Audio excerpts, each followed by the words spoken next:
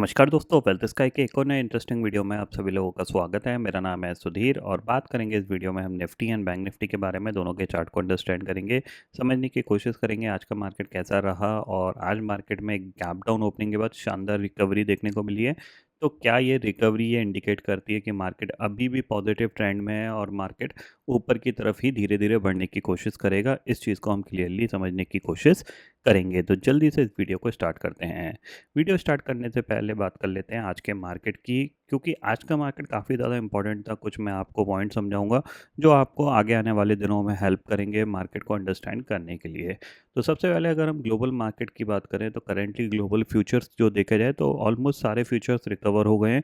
कहीं ना कहीं यहाँ पे जो मॉर्निंग में एक गैप डाउन देखने को मिला था, क्योंकि जो ईरान इसराइल का जो बेसिकली वॉर का जो टेंशन है उसकी वजह से एक गैप डाउन देखने को मिला था। जो नैस्डैक फ्यूचर था ऑलमोस्ट 300 पॉइंट अराउंड 17,000 का लो बनाया था इसने, और डाउ फ्यूचर भी 500 पॉइंट नीचे था जब हम ओपन हुए थे, जिसकी वजह से हम भी गैप डाउन को लिए। और एग्जैक्टली हमने जो सपोर्ट लिया वो अपना जो हम एक जो स्ट्रक्चर की बात कर रहा हूँ मैं कंटिन्यू आपको, तो ये particular trend line up trend को जो होल्ड करके बैठी है एग्जैक्टली हम इसके आसपास तक गए और वहीं से हमने कह सकते हैं एक रिकवरी कंटिन्यू की। हम 5 मिनट के हाई के ऊपर निकले, उसके ऊपर सस्टेन किया हमने, और आप देख सकते हो ये हमारा 5 मिनट का हाई बना, ठीक है। और इसके ऊपर हम ऑलमोस्ट सस्टेन करते रहे और जब हमने इस हाई को निकाला, यहाँ पे आप देख सकते हो 47,000 के ऊपर एक अच्छी खासी शॉर्ट कवरिंग होती हुई दिखाई दी, क्योंकि बहुत सारे लोगों ने क्या होगा होगा कि खुलते ही उन्होंने बहुत सारी पुट ऐड करी होंगी और पुट ऐड करने की वजह से क्या है, मार्केट धीरे धीरे धीरे जब ऊपर की तरफ मूव करने लगा तो 47,000 के ऊपर जैसे ही सस्टेन किया तो काफ़ी हद तक शॉर्ट कवरिंग मार्केट में बनती चली गई, क्योंकि जाहिर सी बात है फिर कोई ओवर द नाइट का रिस्क नहीं लेगा, काट के जाएगा अपनी पोजीशन। तो जिसकी वजह से क्या है, बैंक निफ्टी ने शानदार रिकवरी दिखाई और हेल्प किया निफ्टी को रिकवर करने के लिए। निफ्टी भी ऑलमोस्ट कह सकते हैं अपनी जो ट्रेंड लाइन थी उसके पास सपोर्ट लिया इसने, हालांकि खुला इसके नीचे ही था बट ऑलमोस्ट वहीं से इसने सपोर्ट लेके जैसे ही आपका 21,900 के ऊपर सस्टेन करना स्टार्ट किया, क्योंकि यहाँ तक तो ये साइडवेज था, ठीक है ना। यहाँ तक ये बिल्कुल साइडवेज था, जब यहाँ पे ये ब्रेकआउट आया तब इसमें एक फॉलो मोमेंटम बनना स्टार्ट हुआ बैंक निफ्टी के साथ साथ। तो एक काफ़ी हद तक एक अच्छी खासी रिकवरी थी यहाँ पे, जो कि मार्केट में बनी रही। अब हम समझते हैं कि मार्केट का ओवरऑल स्ट्रक्चर कैसा बना हुआ है और किस तरीके से मार्केट बिहेव कर रहा है, प्लस कुछ आपको एक पॉइंट भी बताऊंगा कि ओवरऑल अगर आप आगे आने वाले 6 महीने 8 महीने में मार्केट को कैसा देख रहे हो, इस चीज़ को मैं आपको एक्सप्लेन करूंगा। तो सबसे पहली चीज़ देखो, सिंपल सी चीज़ है, मार्केट ने क्या हुआ, आप देख रहे हो पिछले ऑलमोस्ट 1 2 3 4 ट्रेडिंग सेशन से गिर रहा था और आज गैप डाउन। तो जाहिर सी बात है 4 ट्रेडिंग सेशन से गिर रहा है तो जिन्होंने ऊपर टॉप से शॉर्ट क्रिएट किया होगा उनको अच्छी अपॉर्चुनिटी मिली अपना प्रॉफिट करने के लिए, इसीलिए यहाँ पे शॉर्ट कवरिंग अच्छी खासी यहाँ पे देखने को मिली है, ठीक है।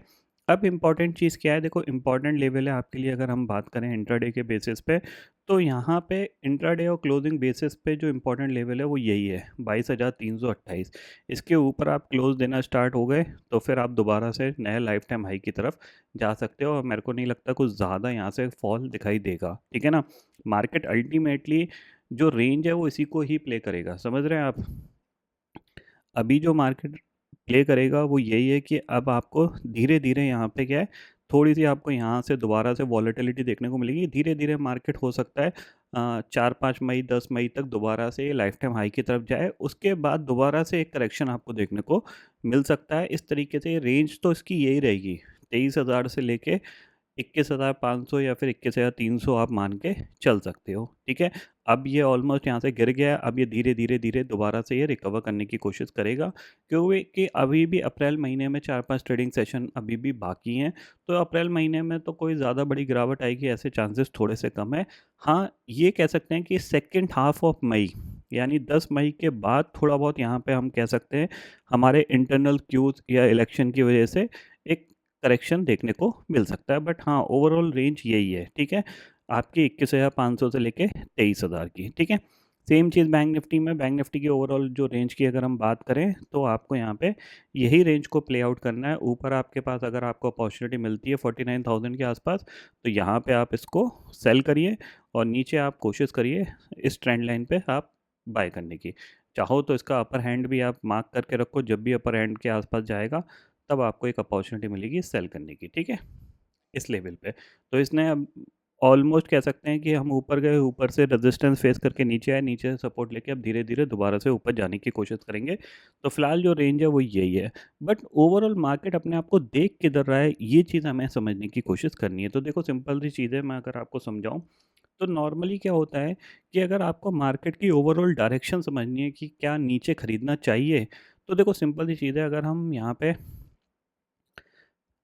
ईयरली कॉन्ट्रैक्ट अगर देखें यानी दिसंबर कॉन्ट्रैक्ट देखें, जो लोग स्मार्ट होते हैं, जो स्मार्ट मनी होता है, वो क्या करता है कि एक ईयरली कॉन्ट्रैक्ट्स जो होते हैं उनमें वो ऑप्शन सेलिंग करके रखते हैं, क्योंकि काफ़ी हद तक एक अच्छी खासी रेंज मिलती है 3000 पॉइंट 4000 पॉइंट की, उसका बेनिफिट उठाते हैं। तो अगर हम अप्रैल की बात करें, राइट नाउ जो सिचुएशन दिख रही है वो क्या दिख रही है, देखो अगर आप यहाँ पे जाओगे एल पे लगा देता हूँ। अगर आप यहाँ पे थोड़ा सा सोचोगे, देखो 23,000 की जो कॉल है, ठीक है, वो आपकी कितने रुपए की चल रही है, 1060 की, ठीक है। 23,000 की अगर आप पुट देखोगे तो ये कितनी चल रही है, 795 की, समझ रहे हो। मतलब ये इन द मनी पुट है, और आज जो निफ्टी की क्लोजिंग है वो 22,100 पे है, लेकिन फिर भी ये 100 रुपये डिस्काउंट में चल रही है। 100 रुपये डिस्काउंट का मतलब क्यों है, क्योंकि यहाँ पे ज़्यादातर लोगों को ये एक्सपेक्टेशंस है मार्केट में, जिन लोगों ने पुट सेल कर रखी है, कि दिसंबर के मंथ तक निफ्टी 23,000 के ऊपर ही जाके क्लोज होगा, ठीक है ना। इसीलिए आपको यहाँ पे जो प्रीमियम है ये कम दिख रहा है, यानी डिस्काउंटेड दिख रहा है, ठीक है ना। पुट के प्रीमियम ज़्यादा है ही नहीं मार्केट में। आप देखो 22,000 की पुट आप देखो 477 रुपीज़ की चल रही है, मंथली वाली है, जो कि अभी बढ़ी है जब निफ्टी ऊपर से 800 पॉइंट 900 पॉइंट गिर गया तब, समझ रहे हैं। अगर आप थोड़ा सा और ऊपर जाते हो, मान लो जैसे 25,000 की देखते हो, तो 25,000 की आपको 1927 रुपये की आपको दिख रही है, ठीक है। मतलब अगर आप 2000 पॉइंट भी इसमें से माइनस करते हो एग्जैक्टली, तो 23,000 आता है। तो कहीं ना कहीं यहाँ पे जो बेसिकली आपकी जो ऊपर की तेजी है वो 23,000 के ऊपर, 23,200 300 400 500 तक भी निफ्टी इजीली जा सकता है। ये जब भी जाएगा, ठीक है ना, क्योंकि अभी जाने में टाइम है, ऐसा नहीं है कि कल ही पहुंच जाएगा।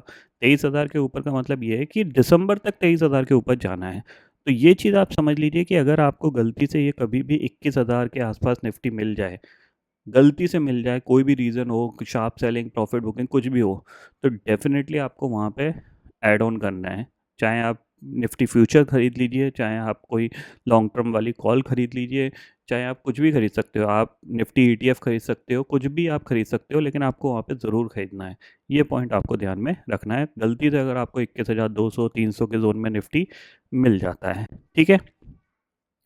इसीलिए मैं आपको बोल रहा हूँ कि जो मार्केट का ओवरऑल स्ट्रक्चर है, यानी अगर हम मंथली वाइज के हिसाब से देखा जाए, तो वो पॉजिटिव है, और पॉजिटिव के साथ ये कंसोलिडेशन में भी रहेगा, ऐसा नहीं है, चलेगा, लेकिन पॉजिटिविटी बहुत तेज़ी से आएगी, नेगेटिविटी धीरे धीरे आएगी, ये ध्यान में रखिएगा, ठीक है। अब मंडे के लिए क्या, इसमें देखो मंडे के लिए ज़ाहिर सी बात है, अभी हम संडे को वीडियो डालेंगे तो मंडे की एनालिसिस उसमें प्रॉपर्ली कर लेंगे। अभी जो सिचुएशन दिख रही है कि अब मार्केट क्या है, थोड़ी सी रिकवरी में पार्टिसिपेट करेगा।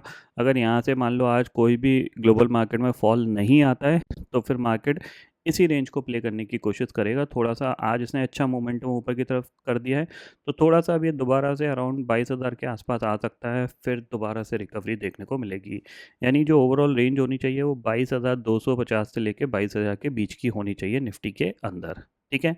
ये पॉइंट आप क्लियरली समझ लीजिए। तो आई होप दोस्तों ये पर्टिकुलर डाटा आपको समझ में आ गया होगा। दोस्तों फिलहाल इस वीडियो में इतना ही है। आई होप ये वीडियो आपको पसंद आएगा। वीडियो पसंद आता है तो लाइक और शेयर ज़रूर करिएगा, और चैनल को जो सब्सक्राइब कर लीजिए, क्योंकि मैं सुधीर लेके आता रहूँगा हर दिन आपके लिए नए नए वीडियो। इसी के साथ शुक्रिया दोस्तों, जय हिंद।